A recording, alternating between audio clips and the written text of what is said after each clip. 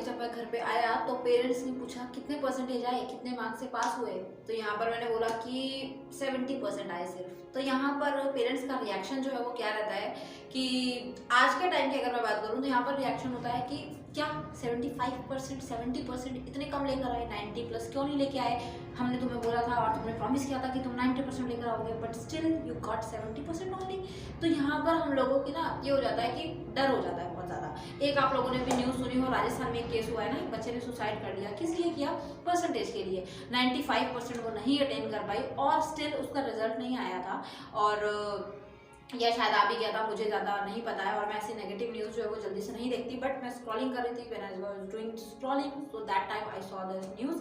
तो वहाँ पर मुझे वो चीज़ बहुत ज़्यादा बेकार लगी कि मतलब कि कुछ परसेंटेज के लिए बच्चे जो है वो इतना बड़ा कदम उठा रहे हैं। इट मीन कि दे प्रेशराइज बाय देयर पेरेंट्स। उनको पेरेंट्स से बहुत ज़्यादा प्रेशराइज हो रहे हैं वो लोग कि पेरेंट्स का रहता है ना कि इतने परसेंट लाने हैं तो तुम्हें लाने हैं। तो मैं आज के टाइम में आप लोगों को ये चीज़ क्लियर कर देती हूँ कि पेरेंट्स जो मतलब कि परसेंटेज जो है ना वो आज के टाइम में बिल्कुल मैटर नहीं करती है। एक बच्चा जो है वो अगर आप लोग बड़े बड़े जिनको बोलते हैं ना कि बड़े बड़े सेलिब्रिटीज़ को अगर आप देखें, जैसे फेसबुक के सीईओ हैं, एप्पल के हैं और ऐसे ही अमेजोन के हैं, और मतलब स्पेशली जो इंडियन अगर आप बात करेंगे ना तो वो इतना ज़्यादा पढ़े लिखे नहीं हैं, ठीक है। आधे ऐसे हैं जो 10वीं पास करके भाग गए थे और उन्होंने अपना स्टार्टअप स्टार्ट कर लिया। आधे ऐसे हैं जो पढ़ने में बिल्कुल होशियार नहीं थे, उनके पास उनकी अभी ग्रेजुएशन की डिग्री भी नहीं है, बट दे गॉट सक्सेस। तो यहाँ पर ये क्यों होता है? क्योंकि आज का जो टाइम है ना बच्चे, वो परसेंटेज मैटर नहीं करने वाला है, वो नॉलेज मैटर करने वाला है कि आपको किसी चीज़ की नॉलेज कितनी है, आपको किसी चीज़ में इंटरेस्ट कितना है, आप उस चीज़ को कितने अच्छे से परफॉर्म कर पाते हो। अभी एक चीज़ थी, जैसे मैं अपने स्कूल टाइम में थी तो मैंने क्या कहा कि परसेंटेज जो है वो इतनी ज़्यादा तो मैटर करती नहीं है। अब हमारे टाइम में क्या होता है कि हमारे जो पेरेंट्स हैं, जैसे मेरी मदर हैं, वो इतना ज़्यादा मुझे पढ़ाई को लेकर प्रेशराइज नहीं करती थी। हम लोग अपने नानी के घर भी जाते थे तो वहाँ पर भी वो क्या करते थे कि स्कूल स्टार्ट हो जाते थे and I was so curious about that. तो वहाँ पर मुझे रहता था कि स्कूल स्टार्ट हो गए हैं मम्मा और घर जाना है, जल्दी चलो। तो उनका रहता था कोई बात नहीं, शुरू शुरू में कोई बच्चे नहीं आते हैं, छुट्टी कर लो तुम। तो इतने अच्छे जो है वो पेरेंट्स होते थे और सारे जो कजन्स हैं ना वो भी सोचते थे कि यार इनकी मम्मी कितनी अच्छी है। तो लेकिन मैं जो है अपने ब्रदर सिस्टर को भी खींच के लेके आती थी, नहीं चलो स्कूल चलना है और स्कूल स्टार्ट हो गए हैं। तो मेरा तो मन ही रहता था कि मुझे छुट्टी वगैरह करना ज़्यादा पसंद नहीं होता, मुझे पढ़ना पसंद होता था। तो हम आ जाते थे। बट हमारे जो पेरेंट्स थे, मेरी जो मम्मा हैं, उन्होंने कभी भी ये चीज़ नहीं की कि इतने परसेंटेज कम क्यों आए, इतने मार्क्स कम क्यों आए। ऑब्वियसली वो चीज़ आती भी नहीं थी। मेरे जो टेस्ट पेपर हैं उसमें मार्क्स मेरे फुल आते थे, या फिर 20 का अगर पेपर है तो 19 आते थे, 20 आते थे। और टीचर साइन करवाने के लिए बोलते थे तो साइन भी मैं खुद ही कर देती थी। पेरेंट्स को इतना ज़्यादा टाइम होता नहीं था और मैं ज़्यादा वो भी नहीं करती थी कि देखो इतने में से इतने नंबर आए। इवन जब मुझे ट्रॉफीज़ वगैरह भी मिलती थी स्कूल में, या फिर फर्स्ट प्राइज अनाउंस होता था, या फिर मैं फर्स्ट ग्रेड से पास होती थी, तब भी पेरेंट्स जो है वो जल्दी से इतना ज़्यादा वो नहीं करते थे कि हाँ ठीक है आया, कोई बात नहीं, अच्छी बात है। तो हम लोगों को भी इतना ज़्यादा नहीं था कि हाँ ठीक है कोई बात नहीं आ गए हैं, और इतना ज़्यादा क्रेज भी नहीं होता था। मुझे ये भी पता होता था कि अगर कम भी आएंगे तो कोई बात नहीं, पेरेंट्स कुछ बोलेंगे नहीं। तो मैं एकदम रिलीफ होकर पढ़ती थी, मैं एकदम मजे के लिए पढ़ती थी कि हाँ मतलब अच्छा स्कोर करेंगे तो ऐसा है ना कि स्कूल में हमारी रेपुटेशन होगी, हमारा जो स्टैंडर्ड ऑफ लिविंग है वहाँ का तो वो बहुत अच्छा हो जाएगा, हमारा जो है वो बहुत ज़्यादा रोब झाड़ेंगे हम लोग। तो ये चीज़ भी रहती थी। और बचपन में तो रहती ही है कि हाँ सब क्लास में सबसे ज़्यादा अच्छे मार्क्स लेकर आने हैं, और ऐसा होता भी था। मैं भी बहुत इंटेलिजेंट थी अपने टाइम में, अगर अपनी तारीफ में करूँ। और बॉयज़ का एक सेक्शन होता था, उनका एक मॉनिटर हुआ करता था, गर्ल्स के एक सेक्शन में मैं मॉनिटर हुआ करती थी। तो वहाँ पर जो टीचर्स थे ना, टीचर्स का भी बहुत अच्छा सपोर्ट रहता था, बहुत अच्छे से, जिसको बोलते हैं बहुत बेसिक तरीके से वो पढ़ाते थे, बहुत फनी एग्जाम्पल्स के साथ वो पढ़ाते थे। तो कुछ इफेक्ट जो है वो टीचर्स का भी होता है, कुछ कंट्रीब्यूशन उनका भी होता है, कुछ कंट्रीब्यूशन, कुछ क्या सारा कंट्रीब्यूशन बाकी का हमारा ही होता है। क्योंकि अगर हम मेहनत ही नहीं करेंगे, टीचर्स बेचारे कितने भी आराम से वो पढ़ा लें, कितना भी अच्छे से वो पढ़ा लें, अगर हम कॉन्सेंट्रेट नहीं कर रहे हैं, if we are not giving focus, तो वहाँ पर हम चीज़ वो नहीं कर सकते, है ना। तो परसेंटेज का इतना ज़्यादा आज के टाइम में हुआ नहीं है। पेरेंट्स को ये चीज़ समझनी चाहिए कि 95% जो है वो बच्चे चीटिंग से भी लेकर आ रहे हैं, but they don't have knowledge. उनको कोई चीज़ की नॉलेज ही नहीं है, जानकारी ही नहीं है, पता ही नहीं है कि ये चीज़ कैसे होती है। अब अगर 10th क्लास का बच्चा जो है वो क्लियर कर रहा है बोर्ड एग्जाम में, वो 99% स्कोर कर लेता है, और इंग्लिश में उसके पूरे 100 में से 100 स्कोरिंग आती है, मतलब 80 में से 80 लिया, 20 असेसमेंट के साथ 100 में से 100 लिया। अब वो चीज़ उसने पैसे वगैरह दे के करी, डीएमसी उसने फेक बनवाई, जो भी करा हो। अगर मैं उससे पूछ लूँ कि सिंपल पास्ट टेंस के अंदर क्या यूज़ होता है, अगर मैं उससे पूछ लूँ परफेक्ट टेंस की डेफिनेशन क्या होती है, बट सो क्या होगा, ही इग्नोर, उसको कुछ पता ही नहीं है। वो उसको ये रहेगा कि ये चीज़ क्या है मुझे तो ये नहीं पता।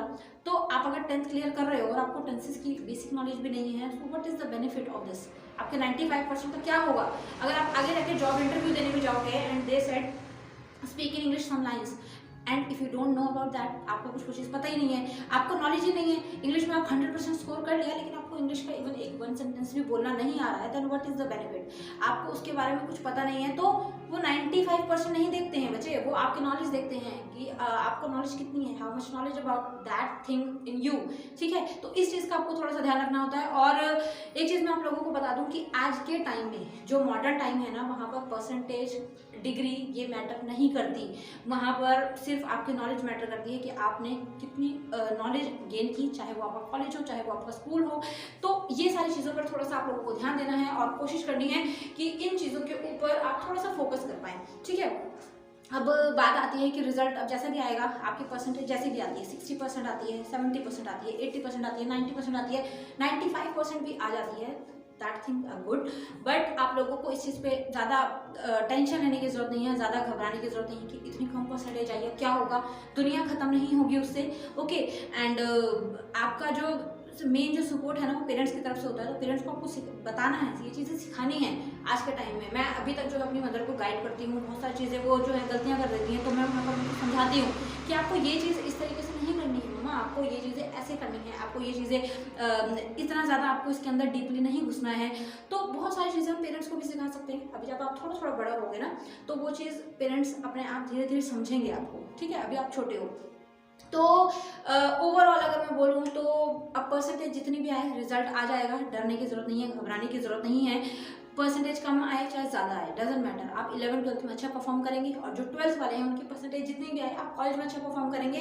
कॉलेज एक ऐसा प्लेटफॉर्म है जहाँ पर आप लोगों को ये चीज़ रहेगी कि हाँ, अब यहाँ पर हमें जो है अपने करियर की शुरुआत करनी है। कॉलेज एक वही प्लेटफॉर्म होता है जहाँ पर आप करियर अपॉर्चुनिटीज़ आपको बहुत सारी मिलती हैं। आप मेन, क्योंकि कॉलेज से निकलते क्या करना होता है, हम जॉब में घुस जाते हैं या फिर हम कॉम्पिटिटिव की तैयारी करते हैं या फिर हम गवर्नमेंट सेक्शन में चले जाते हैं। कॉलेज में रहते रहते हम कॉम्पिटिशन की तैयारी करते हैं और देन हमारी जॉब लग जाती है। तो बहुत सारी चीज़ें कॉलेज में स्टार्ट हो जाती हैं। तो आपको सिर्फ कॉलेज जो है ना वो आरागर्दी करने के लिए, घूमने फिरने के लिए, या फिर होता है ना कोई जो लड़के हैं बेचारे, वो बेचारे गर्लफ्रेंड्स के चक्कर में पड़ रखे हैं, गर्लफ्रेंड्स जो हैं वो, लड़कियां जो है वो बॉयफ्रेंड्स के चक्कर में पड़ी हुई हैं। इन चीज़ों में पढ़ के आधे से ज़्यादा टाइम आप कॉलेज का यूँ ही वेस्ट कर देते हो, है ना।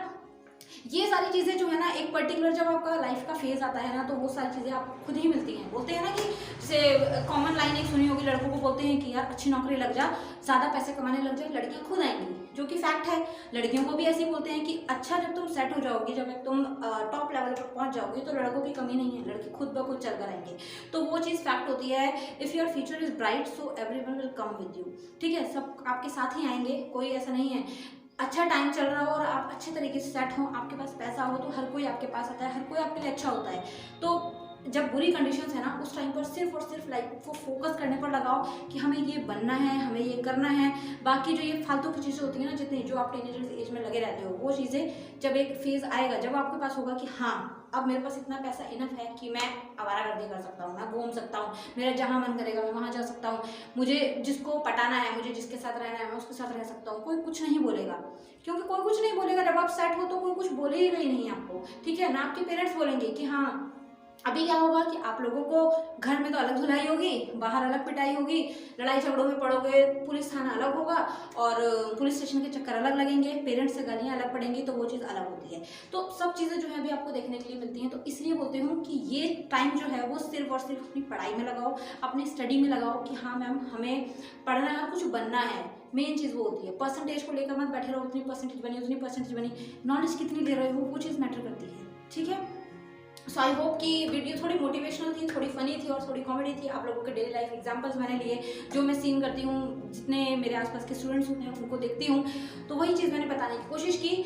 और आई होप कि सब चीज़ें समझ आ गई होंगी, लेकिन फॉलो उसमें से आप 1-2 ही करोगे, मुझे पता है। तो आपको कौन सी चीज़ जो सबसे अच्छी लगी जो मैंने बताई, और कौन सी चीज़ ऐसी है जो पूरी वीडियो में आपको लगा कि हाँ मैम ये चीज़ हम फॉलो करेंगे, आपकी ये लाइन जो है वो बहुत अच्छी थी और ये चीज़ जो है हम कभी नहीं भूलेंगे। तो इस चीज़ को आपको मुझे शेयर करना है। एक मैं अगर आपको बताऊं कि एक MS धोनी का एक एग्जाम्पल देखा था मैंने कि डजेंट मैटर कि मैं जो है मैच जीत रहा हूँ, हार रहा हूँ, जब मैं घर आता हूँ ना तो मेरे जो डॉग्स हैं they came forward to me and they cuddle me. तो जो है बहुत ही सिंपल अगर मैं हिंदी में बोलूँ तो जब वो मैच खेल के जब घर जाते हैं ना, तो उन्होंने डॉग्स पाल रखे हैं और वो डॉग्स जो हैं वो उनके पास दौड़े चले आते हैं, उनको प्यार करते हैं। जैसे होता है ना, पेट्स जो हैं वो बहुत प्यार करते हैं, आ जाते हैं, घुस जाते हैं हमारे अंदर आके। तो वो उनको कुछ नहीं पता है, वो मैच जीत के आया है, मैच हार के आया है, कोई फ़र्क नहीं पड़ता है उनके प्यार में, उनके अपनेपन में, उनके दुलार में, उनके घुसने में, और इन चीज़ों में कोई उसकी फ़र्क नहीं पड़ा। तो वही चीज़ है कि हम जो पेरेंट्स होते हैं उनको भी कोई फ़र्क नहीं पड़ना चाहिए। बस ये है कि बच्चा सही मेहनत कर रहा है तो उनको कुछ बोलने की ज़रूरत नहीं है, अगर वो समझदार है।